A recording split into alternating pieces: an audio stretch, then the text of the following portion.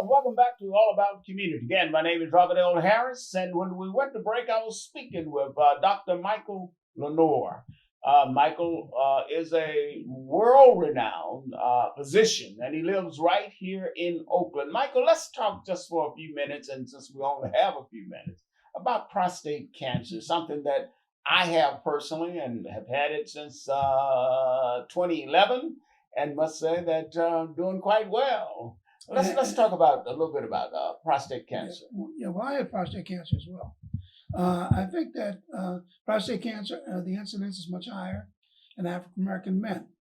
But what's interesting about prostate cancer, the VA has done a large study in which they took African American men and white men, diagnosed with prostate cancer at the same stage, treated exactly the same, and African American men did better.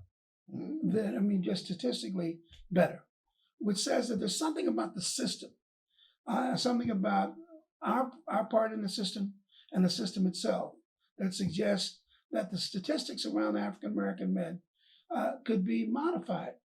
We don't go to the doctor soon enough. And that's the key. Well, the recommendations are that if you've had prostate cancer in your family, you should get a PSA before the age of 50.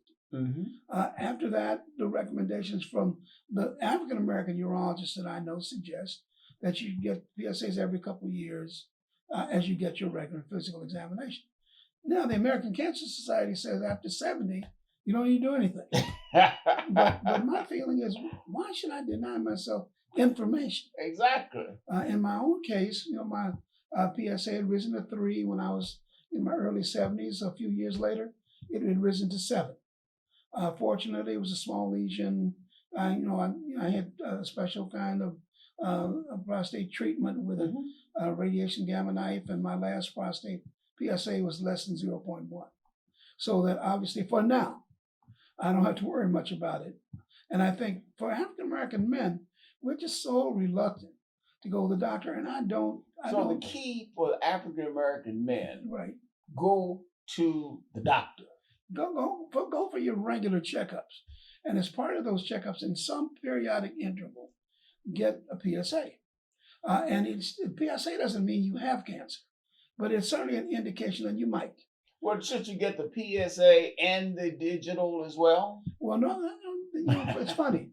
I had mine was picked up by digital rectal, actually. Me too. But the recommendation now is that there are other things that you should be doing, MRIs that you should be doing, and the digital rectal is no longer necessarily required.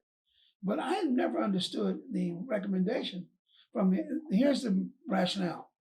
The American Cancer Society says that if you get a PSA and it's high, there are too many unnecessary biopsies and too much treatment and all of that. But I don't understand not wanting to have more information. You don't have to do anything with that information, and you need to read and consult with experts. But at least you ought to have that information. Right. With that information, you can make intelligent decisions. Right. I wish we had more time. I'm not going to have you back, Dr. Lenoir, because there are just so many other subjects that I want to talk to you about here on All About Community, because our community really needs to know what you have to say. But unfortunately, we're out of time. Well, all I need is the same thing I told my present wife. I just need an invitation. I will get you an invitation. So again, Dr. Lenoir, we want to thank you for being my guest on All About Community. And remember this, no matter what you do, when you do it, or how you do it, in the final analysis, it is still going to be all about community. Again, my name is Robert L. Harris, and I am your host. And thank you, Dr. Lenoir, for being my guest. Thank you.